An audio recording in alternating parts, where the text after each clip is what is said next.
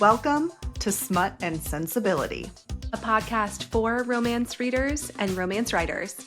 By romance readers and writers. We are Amber, Allie, and Marie, a group of learned ladies who love talking about the romance genre. In this podcast, we will talk about our favorite books, writing craft, and how we make room for a creative life in real time. So buckle up and enjoy the ride. Hello, everyone. Welcome back to Smut and Sensibility. Thanks for joining us for a very special episode we are calling the Manuscript Minisode. We plan to release a new full episode every other Tuesday, so we will be coming to you next week with a very special guest and a fresh episode. But as we are getting to know each other over the next few weeks, we thought it would be fun to share more about our current writing projects. And this week, we are discussing Amber's project that she's calling The Hockey Arrangement. And we had a really great time chatting about the project. And there's even a little workshopping and ideating during this conversation, which is always a good time and really fun. So thanks again for joining us, and let's get into it. Today, our lovely lady in the spotlight, Miss Smut and Sensibility Neon Sign. It's Amber. Give us your elevator pitch, Amber. I'm really excited to hear this. Are you ready for this? This may evolve and change, but right now, here's how she's living in all her glory. Unemployed sports reporter and famous retired hockey player find themselves as next-door neighbors. The catch: Aiden is living under an alias in secret, and Violet needs the big next story to save her reporting career. Can love survive a blackmail scheme involving a ragtag adult hockey tournament? And that's it. Dun, dun, I dun. love it. That sounds so good. I'm obsessed. It's got a couple of things that I'm into, and we're gonna get into that. I'm in the hot seat. So, Yes. I'm curious. Tell me about, how did you come up with this idea? Good question. Starting off the go. Well, I joined Smut U about a year ago, where I met you lovely ladies. And what brought me to trying to find a writing group and reading group community is when I've written in the past, I hadn't had that. And I was coming off of COVID, which is just, we don't even need to speak to it. It was like crazy COVID. Then I had a really hard pregnancy and hard postpartum with some postpartum anxiety. And so I felt like I was coming out of the fog, wanting to find myself again, get into my hobbies and start writing. And before pregnancy, I was working on a romantasy, and she's still living somewhere, but I just wasn't feeling it to like dive back in. And with joining Smut U, I kind of really wanted to start something fresh with a writing group. What does that look like? Even from kind of brainstorming the first idea, coming to with the elevator pitch, trying to do the id list, like all of those things. So I knew I wanted to start something new. And at the time, I was just really reading a lot of contemporary romance, and that was what was speaking to me. So I knew I wanted it to be contemporary romance. As I mentioned, the id list, working with Sam, I was not familiar with the id list before. But basically, you put together a list of things that just bring you joy. You don't even think about them. And the psychology behind that is, if you're ever looking for ideas for your story, you can reference your id list. Because if you enjoy something, it's going to show up in your writing. And it can be something as simple as black caramel tea, or a fireplace, or the North Shore. So once I kind of came up with my id list, I kept going back to, I live in Minnesota. I wasn't born or raised here, but I've been introduced to the North Shore. And I love it. So I knew I wanted it to take place there in kind of a smaller fictional town, and also the city of Minneapolis.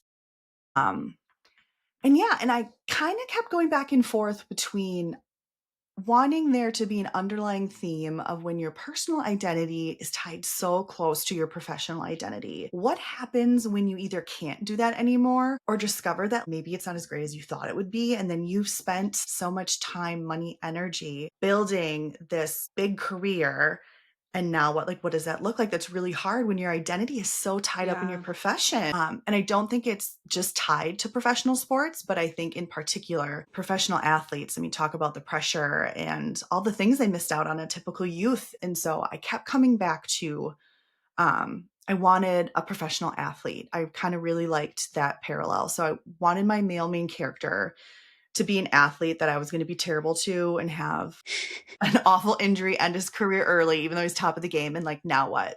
That, it was his whole life. Yeah. And so I wasn't necessarily sold on a specific sport, but the lovely Smut U was like, girl, you're in Minnesota. It's taking place in Minnesota. It's a hockey state. Peer pressure. You got to do hockey. Yeah. And I love that. So it's definitely a hockey romance, but most of it, the hockey is going to be this ragtag adult tournament league that they're in to try. Which I love. Yeah. So think like adult Mighty Ducks. There's going to be shenanigans and craziness. Oh, that's awesome. I hope Yeah, you write that so down. Adult Mighty Ducks. Yes. I should. Adult Mighty Ducks. So it's definitely a hockey romance. There's elements of it, but it's not like the main plot, heart and soul. But it's around. So that's kind of what got me to this story, and it's stuck with me, and I'm still loving it. I really resonate with the personal professional identity being very intertwined. And I think that that's a really compelling part of your story. And I know that we both sort of went through that period ourselves with our Yeah. careers. So that's something that's very close to my heart as well. One other thing I wanted to ask. So you've mentioned Aiden, who's your hero. Tell me more about him. Like, what does he look like? What's his personality? He's hot. We can confirm. So since he's a retired NHL, he's 6'3", 250. He's a big guy, right? But now he is retired, writing under a new alias, and he's a florist. So his personality is definitely a little more reserved, intellectual. Just it might come off as grumpy, right? Like he's just very stoic, but he's just kind of more quiet, contemplative personality. So in his hockey career, he had like a sick flow, right? Like they're known for their long curly hair and a shaved face. So now his disguise, right? Like he thinks he's just doing it really well. He has a shorter haircut with a beard, a well-maintained beard, right? But like a full beard. So he's kind of like just pretending to be a mountain man adjacent on I the love North it. Shore. Yeah. And so he's a Have you florist. He loves flowers. He always has. So he kind of leaned into that, defining himself, knows the love language of flowers. Yeah. So that's kind of in a little nutshell. Does he ever put flowers in the beard? Oh, I haven't thought of that and haven't done that yet, Think about but we think about could. Maybe there's a festival and he lets like the town little girl put flowers or braid them in. Like that would be Oh, cute. that would be cute. think about It's I parking like lot it. idea for wholesome. sure. Wholesome content. Wholesome. He's a good boy. He's a good boy. That's adorable. So he's a good boy. What about our heroine? What about our love interest? What about our plucky reporter? Yeah, Violet Collins. She is very driven, outgoing. She's originally from the small town, Pine Harbor, that Aiden now lives in, but she's been gone forever, really hustling, bustling, trying to get her career, what I call Sports Now, which is going to be like the nation's biggest magazine. And so she hasn't been very lucky in love, but she's more focused on her career too. And so at the beginning of the story, I put her through the ringer a little bit. Her life is kind of crashing down around her. She's unemployed. And whether she really wants to or not, it makes the most sense to go back home to her parents to help out with the hockey bar. And that's where we find her in the beginning of the story. And then for her looks, I have her 5'8", so a little taller than average. And I wanted her to be representative of more of the average American woman. Curvier, maybe like size 12-ish, 12, 14. And she's very ambitious but kind and witty. So she really draws Aiden in when he even doesn't want to like her or want to be around her for his self-preservation. So we love that about her. I love that. And I also think that the element too that I really like about this and what you've shared on your id list was like small town romance. And id list could be a whole other conversation, which I think we probably will have. And that's a concept coined by Jennifer Lynn Barnes of the Inheritance Games. But I think one of the other things is like cozy small town was definitely something that was appealing to you, I think. And Bob is one of my favorite characters. There are some really nice vibes about like saving the family business and like there's just like some other really good elements. Do you have plans to make Bob more of a menace? Please say yes. I've never had this experience before, but I've seen other authors and writers talk about like a character kind of just took over and I wasn't planning for them to have a big role, but they just did it. And I was like, I never understood that. You're the author, you're in control. But that was Bob. Bob is my quirky, retired old man who doesn't have a lot to do. And at some point just decided he was going to be the town reporter that they don't have. And then they don't even have a newspaper because like newspapers are dying and it's a small town. So he just publishes his things on a Facebook page that he made. Like everybody, Legendary. legend. Yeah. He's Iconic. a bit of a and he's So a bit like of a some gossip. people are annoyed with him, but in general, like he's very endearing and people kind of like, they adore Bob, but also put up with Bob. And so I wanted a little comedic relief with Bob here and there and just to add a little texture to the town. But he just keeps coming back in all the scenes I write. I'm like, oh my God, Bob, God damn it, you're so funny. Or like, what are you doing? And then it's and you guys in the group, because you're in my writing class, We're I feel like enablers. You are We are. enablers, We were but you like, have could this benefit from Bob? always, that's always the like, so you're stuck. So where's Bob then? Yeah. And I love that. But yeah, you guys are Bob's biggest fan. It's the So Bob We ex are. machina. Bob is here to We are. stay. Bob's Bob's probably gonna babes. grow. Bob's Bob's babes. babes. Oh my gosh. The new That's the term has group been chat name coined. this week. We Bob's need babes. shirts. We Yeah. need shirts for Bob's babes. Yeah. I love it so much. He is. Those He's gonna characters make that it worth just your arrive while. fully formed, and you're like, oh no, you're gonna be a problem. You're gonna be a boblum. Yeah, a Boblum. A Boblum. A boblum. A Boblum. Bob opportunity. Oh my gosh, Opportunity. Marie. Just It's early. you're gonna be Never here stop. all Never stop. But day. I feel like we were on the same, like, I don't know if we were all there for like the Bob origin story moment, but like I remember when you were reading one of the chapters and you were like, and then this guy comes in and then he's like busybodying around and all of us were like, this could be really funny. More of And you were this, like, please. what, Bob? I was like, But really, Bob? You think so? And then I yeah, mean, that's that's book 2, right? Book 2 is Bob's. everybody wants. Spoilers, you heard it here first. Oh my gosh, The second book will be is Bob. Bob a widower? Like, is he Second maybe like chance. looking for love later in life, but he's in everybody's You're business? just Like like, nobody you're like, let me wants to finish touch this him. book. I know, which I love, but I'm already like Let me parking lot it and let outlining me it. And I'm just like, like think girl, of I just started This is Act why we're 2. here, is we I just have a started problem. Act 2 for this book. this is like, yeah, I'm already planning out your side characters, their chances of finding love You're and like, their I love Their like hopes, stories. their dreams. That's right. Allie. I'm just imagining like when this is like printed and you'll have like regular chapter heading and then you get to like a Bob POV chapter with like art. It looks like a Facebook message. Like you could just, it's It all could the be same. partially epistolary, and like it could be in Bob's Facebook posts of him trying to be a serious journalist, which is funny because Violet is actually a serious journalist. So I Yeah. don't know. It's And he thematically views them relevant. as colleagues, which is part of the That's right. hilarity. You Right. know, That he is is my at the colleague level. Violet. Yeah. Yeah. He understands her like nobody else does because they're Yeah. colleagues. Because they're in the biz. They're And And they both can they're look out for each journalists. other. and they're That's there for right. each other. With I love rigorous them. journalistic training and integrity.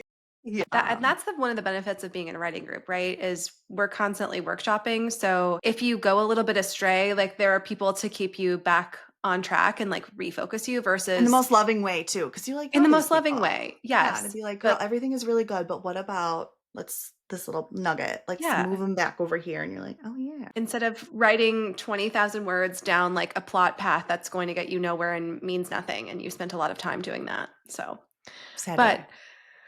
Amber, how is the writing going?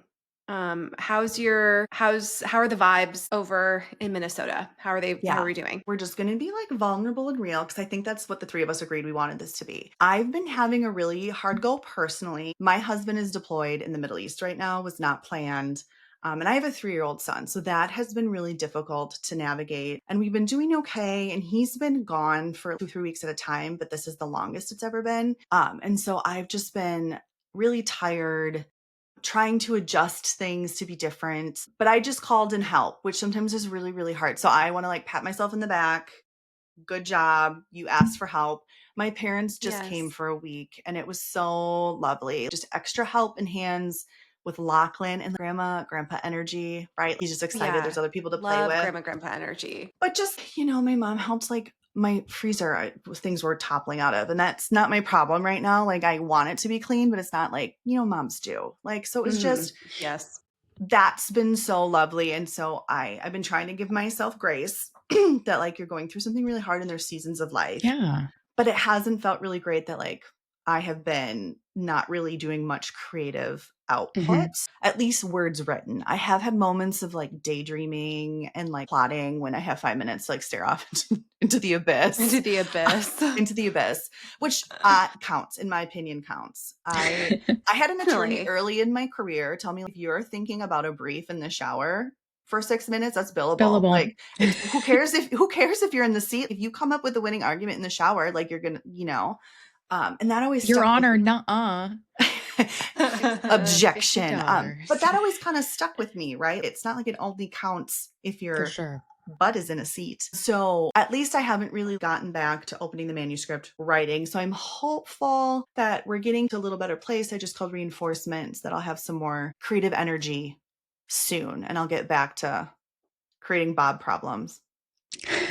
That's awesome. I'm really proud of you for being able to Yeah. call in help because I feel like that's something that maybe a lot of creative people, maybe even a lot of women struggle with in general is just feeling like you have to maintain this appearance of, do it all, have it all together. And it's like, I barely have anything together. I Yeah. sure as shit don't. Yeah. Yeah, or like No. too, the feeling of like, well, we're surviving, right? But I would still like some help. Like I would Yeah. like extra hands and I can take a nap or get some better sleep. And then, oh, getting more sleep Yeah. really just Yeah. changes your I outlook Well, on I want that things think for too. you.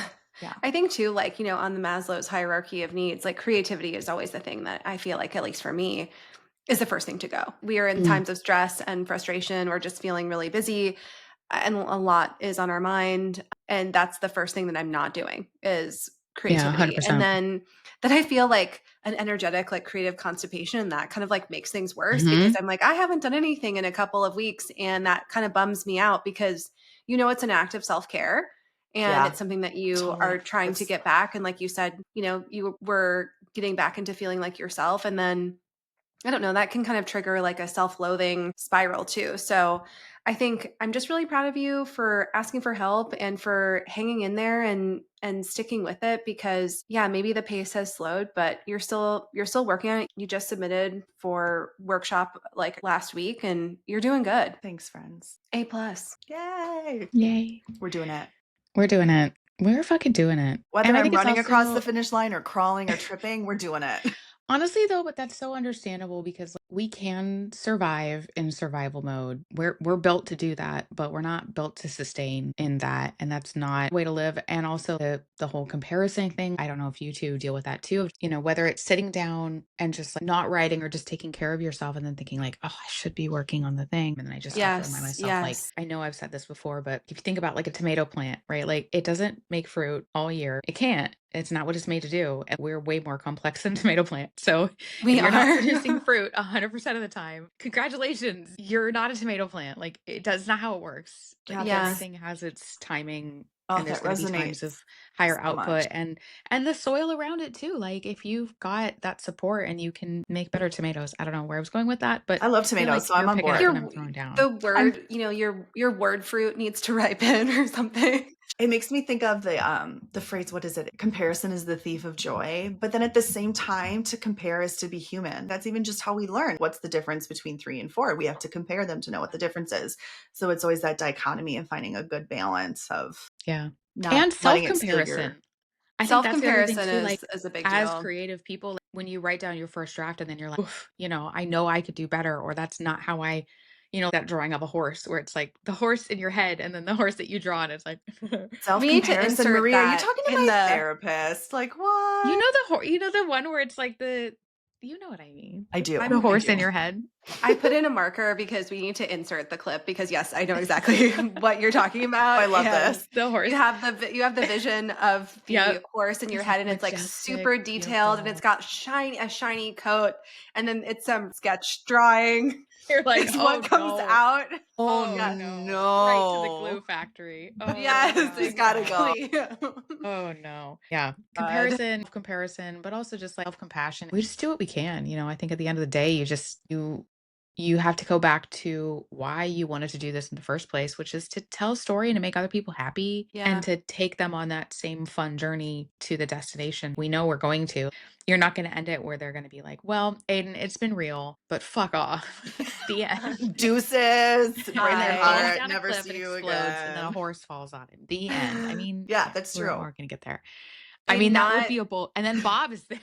And Bob, there's Allie's And he's Bob is there to love there. write story. about it Yeah, and he's he's like, going to actually do the Speaking of illustration of the fanfic, for those of event. you who are interested, Allie will be leading a subgroup called Bob's Babes to Bob's write babes. fanfic for Bob's love story. And Bob forgot his camera of the event, so he couldn't take a he's picture sketching of it. like the aftermath. So he's sketching it, and that horse is very, very lean. It is not a detailed sketch, and it's just mirroring that. It's an abstract. It's the Yeah, concept. It's a suggestion of a horse, one it's might the say. suggestion of a horse. Um, Speaking of suggestive horses, do you have a favorite scene or line or beat or moment, either in what you've done so far or something that was like I have to write this moment. I don't know if I've gotten there yet, but what's on the top of my mind, just because it was class last week, I didn't have any words to share. Normally I don't share, but I was proud to be like, can I have 5 minutes to just brainstorm to get me excited? So again, I feel like there's rewards in being vulnerable, but it's so hard. Yes. But anyways, and you guys were so great. I'm like, oh my God, yes, let's just like be crazy chaotic for the next 5 minutes and brainstorm. And then Bob, because you guys are Bob crazy. I do love the idea that I Some of think those I'm older going to men. add in here is like, as Bob is doing his shenanigans and trying to report, we're going to have some mixed media short chapters of his like unhinged reporting posts. I think those are going to be so fun. So thank you, Yes, Brain please. Trust. So I'm looking forward to that. I don't know if I have to go back and add some, but definitely from now forward. And then if that'll be second draft or whatever, we're going to have some of Bob's like Facebook posts Oh, in yes, there. please. Oh So, my God. so that's really fun. I love Exquisite. that. Thank you so much, Amber, for sharing about your Yay. work in progress and just, how things are going. I read something somewhere sometime. It's As we it's do. floating as we One do. does. Yes, it's floating I around the received it in a interwebs. vision. It came down from Came above. to It me. came down from on high while I was in the A shower dream. While or you're in the shower, so it was billable. Spillable. So you build it. Spillable. well, I was on some form of social media at some point, and I saw a quote that I apologize for not knowing who it's from, but essentially saying that the difference between like a published author and an unpublished author is that one of them did not stop trying, even though there Mm. was challenge. So I think just Damn. all of that to say that there are ebbs and flows to life and to creativity, and just the fact that even if words are not going down, you're thinking about it and you're thinking about it. Like that's something and that's a good thing. And just, keep showing up sometimes is the hardest thing. And stories sometimes move in inches instead of, miles. So that is a little bit of a longer section. These first few episodes will be a little bit longer in our manuscript minute. They'll get a little bit shorter as we go on, but we wanted to give kind of some background of what we're working on so we can have a more authentic discussion as we go forward. Thanks again for joining us for our very first Manuscript Minisode. And thank you to Amber for sharing your story, the hockey arrangement, with us. It's been great to get to know your characters in real time with you. So it was really fun to share with the crowd as well. And thank you to our listeners for generally bearing with us as we get our groove with this podcast.